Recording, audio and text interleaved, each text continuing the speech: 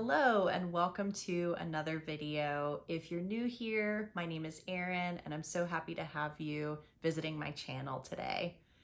This video is going to be covering a reading wrap-up of the books I read in 2023, but not just a full list of all the books that I read this year, which is a very lengthy list. I'm going to be awarding book superlatives. So if you are familiar with senior superlatives in high school, I'm taking that and putting a bookish twist on it. Here are the 13 books that I loved this year. The first book that I will be awarding the title of Best Prequel goes to The Ballad of Songbirds and Snakes by Suzanne Collins. If you are familiar with the Hunger Games series, this book is the prequel to that series, and it covers the story of President Snow when he was a teenager. It takes a look at his origin story, and we get to see him coming of age and also see a side of him that we didn't get to see in the Hunger Games. I really loved this prequel. Being a fan of the Hunger Games, I really wanted to listen to this book, and I actually listened to the audiobook version, which I highly recommend. It was a really immersive experience. I just thought it was such a really cool look at this antagonist character that we're all very familiar with, and seeing him as a young boy growing into the man he will eventually become. There's lots of little Easter eggs in it, so I won't give too many things away, but if you are a fan of the Hunger Games, I highly recommend that you read The Ballad of Songbirds and Snakes. The next book receiving an award for Best at Keeping It Classy is none other than Jane Austen's Northanger Abbey. I read this book for the first time this year for my library's book club. It was actually the book that I had picked to present for my book club. So Northanger Abbey follows the story of Catherine Morland, who is, I think, in her late teens at the start of the story, and she gets invited to go to Bath with some family friends, and it's in Bath that she becomes acquainted with some other characters. I won't give too much away, but she is a different type of heroine to some of other Jane Austen's heroines. She's a bit naive at the beginning. She has a really big imagination, and she has a real fascination with Gothic stories. And so there's a lot of references to Gothic novels in this book. If you've not read Northanger Abbey, I definitely recommend reading this one by Jane Austen. It's really sweet and cute, and it's just a really lighthearted read, and it's actually quite short. The next superlative is Best New to Me Author, and I'm actually going to be covering two of the books by this author, and that author is none other than Neil Gaiman. I had heard of Neil Gaiman prior to this year, but didn't quite connect his books to his name. And this year I read both Coraline and The Graveyard Book. So starting with Coraline, I hadn't realized that it was written as a book. I was familiar with the film adaptation and love the film. I have watched it dozens of times and love to watch it every, like October. There were aspects of the book that I preferred over the film, but then I think because I was such a huge fan of the film before reading the book, I think I went into reading the book with the expectation of the film being very similar to the book. And so I did find myself looking in the book for, well, what about this character? What about this scene? And I think it took me a while to get into the book. After finishing the book, I think that I like both the film and the book the same. But if you're a fan of the film, definitely give the book a read. And I actually listened to the audiobook version of this book as well, which is read by Neil Gaiman. And he is such a great narrator. Highly recommend listening to that particular version of the audiobook. The other book that I read by Neil Gaiman this year is The Graveyard Book. And this was such an amazing book. I had seen it on, booktube. I thought, okay, let me give this a try because it sounds like a book that I will enjoy.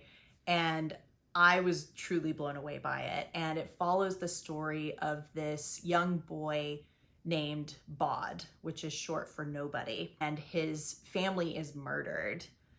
And he ends up toddling his way into the local graveyard.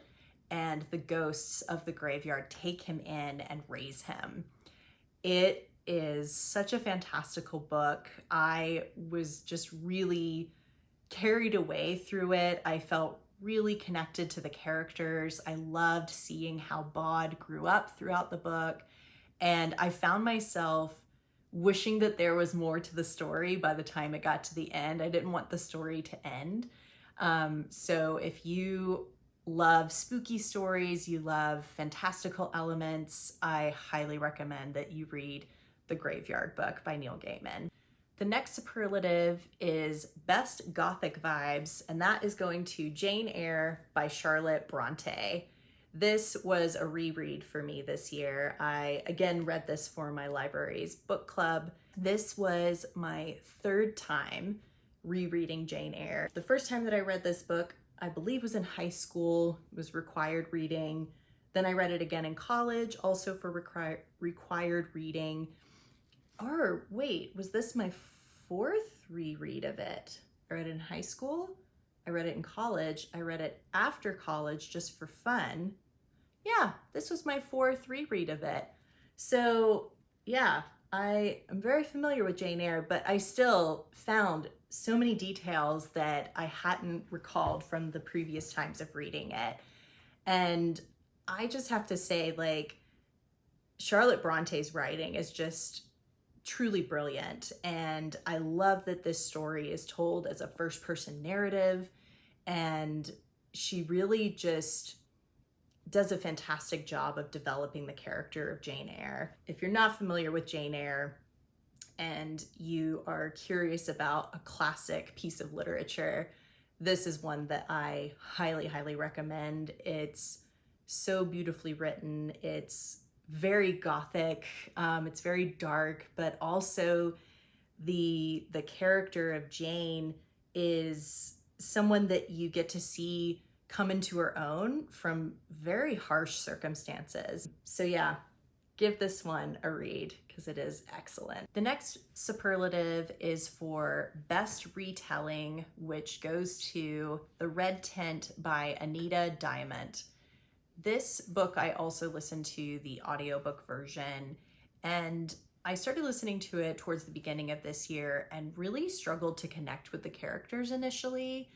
The story follows Dinah, a character from the Bible who is one of the daughters, or actually the only daughter of Jacob. So this story gives voice to Dinah and spans her entire lifetime.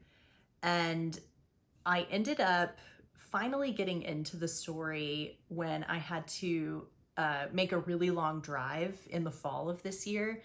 And I just decided, you know what, I'm going to be driving really early in the morning. I need something to keep me awake. So I decided to listen to the audiobook again. And I ended up binging the entire book. It was so, so good. And this book ended up being a 5-star for me after I finished it. I just felt that the care that was taken by the author to reimagine the story of Dinah, because there's so few details in the Bible about her. And I just loved that she was explored as a very human person.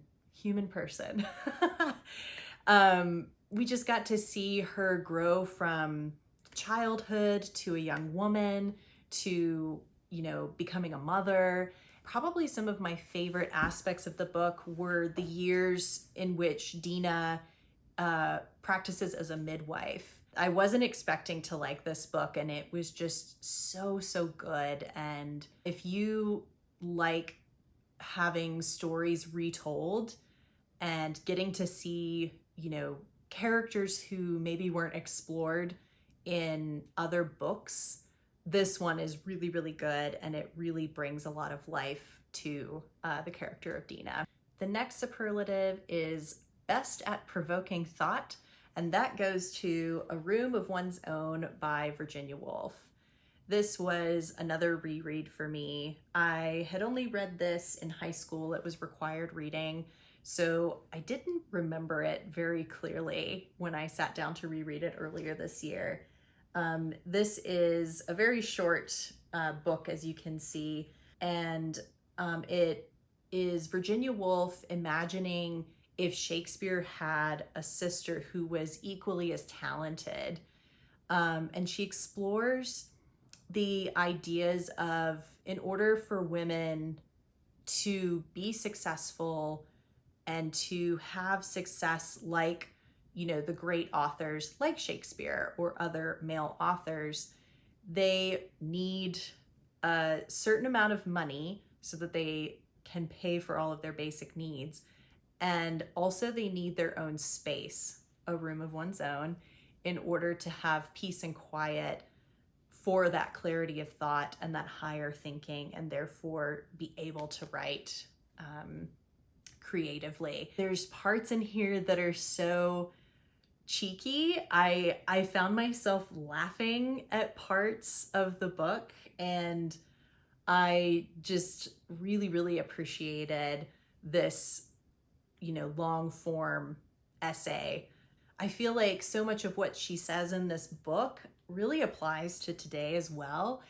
If you don't have your basic needs met and you don't have the space to explore your creativity, you're not going to be able to pursue it. And there was just so much in this book that really resonated with me. If you like nonfiction writing, I'd say A Room of One's Own is one that you should definitely read. The next superlative is best wit and charm, and that goes to The Princess Diarist by Carrie Fisher.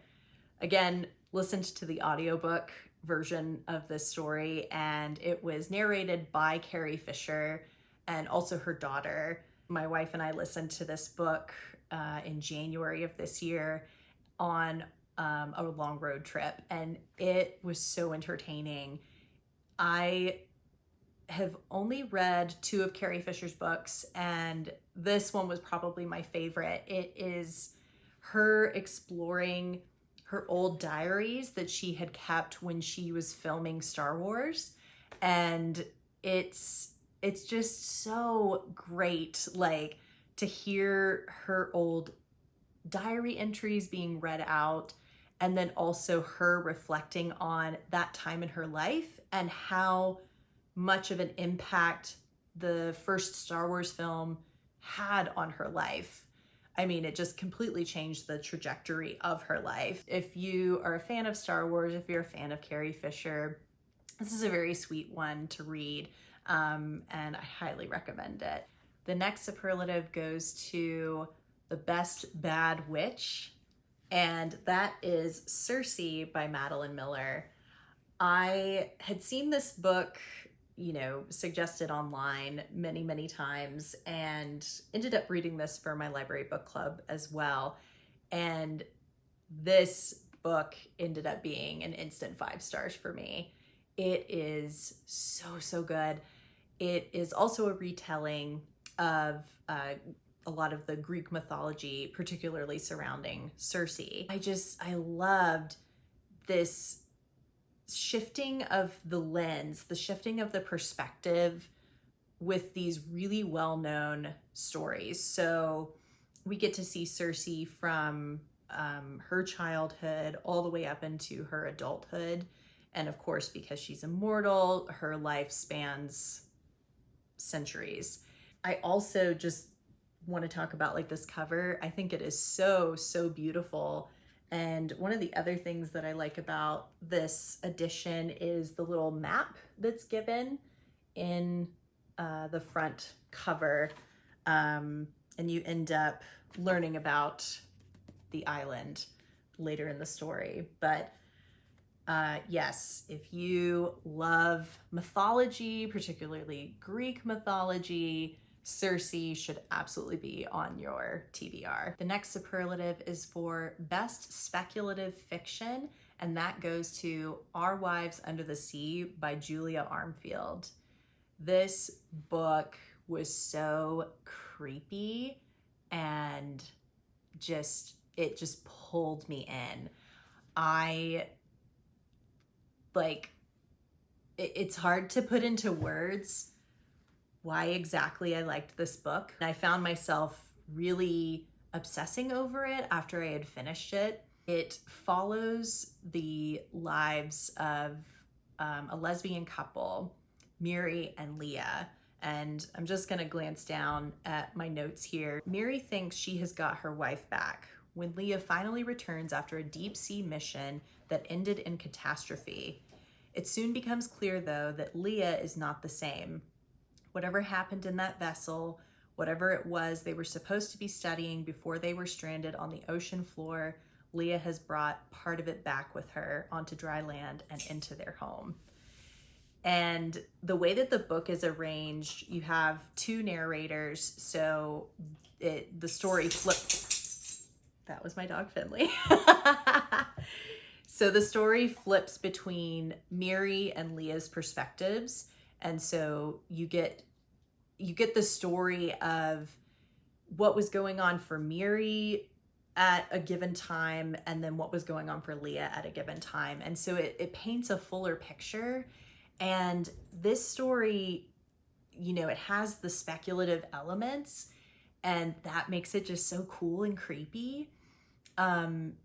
But I think at the center of the story is this love story, and you also get to see a little bit of the history between Miri and Leah, how they met, how they, got together, and then, some of the struggles they've been through. And certainly, when Leah returns after this, failed mission, you really see this estrangement between Miri and Leah, but then also how they have to adapt and find their way back to each other. I won't give away the ending, but it definitely got me a little teary-eyed at parts, and it was just such a different book than I had expected, but one that I really, really enjoyed. So if you like speculative fiction, highly recommend that you check out Our Wives Under the Sea. The last superlative that I will be awarding today is Best Read with Tissues, and that is The Seven Husbands of Evelyn Hugo by Taylor Jenkins Reid. This book, oh my God, it made me cry so many times. I had heard, again, some people really loved the book, some people really disliked the book. And this book has been out for a number of years. I feel like I was very late to the party. When did this come out? 2017. So yeah, it's not a new release anymore, but its popularity has persisted. And I didn't really know much going into the book except for, what clue is given in the title. And I was completely blown away by this story.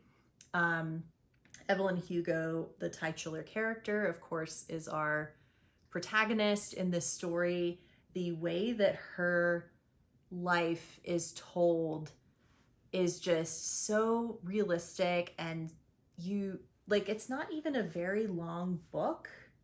It's less than 400 pages, and I just really connected with Evelyn. I really connected with some of the other characters who I won't name because I don't want to give away any spoilers. It's just this ended up being my top read of 2023. Absolutely love it. And yeah, this is one that I will really look forward to rereading in the future. If you If you want to check out The Seven Husbands of Evelyn Hugo, make sure you have a box of tissues with you because it will likely bring a tear to your eye. I do want to mention 2 honorable mentions for my book superlatives, and they are The Price of Salt by Patricia Highsmith and Forget Me Not by Allison Derrick. I read The Price of Salt in January of this year with my wife, and we actually recently did a discussion, a deep dive on this book and the film Carol, if you are more familiar with the film adaptation starring Cate Blanchett and Rooney Mara. We actually have a little podcast called Two Lovely Lesbians, which is on Spotify.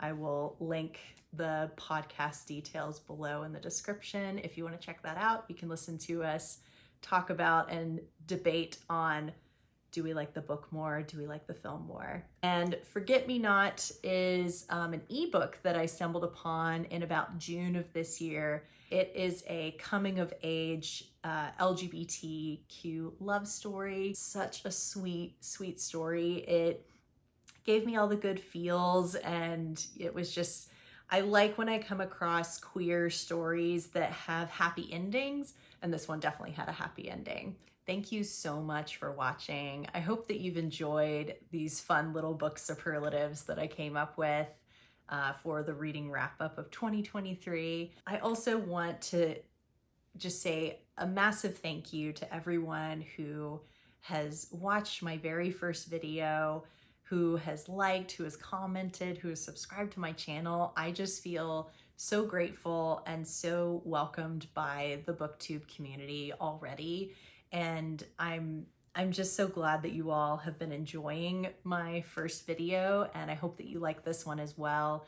I really love getting to talk about books and connect with, like-minded people. So thank you so much. And until next time, I hope you have a lovely and cozy book to curl up with, and I will see you in my next video. Bye-bye. Booktube with Erin. Reading books with Erin. Reading books with Erin. Reading books with Erin and Finley.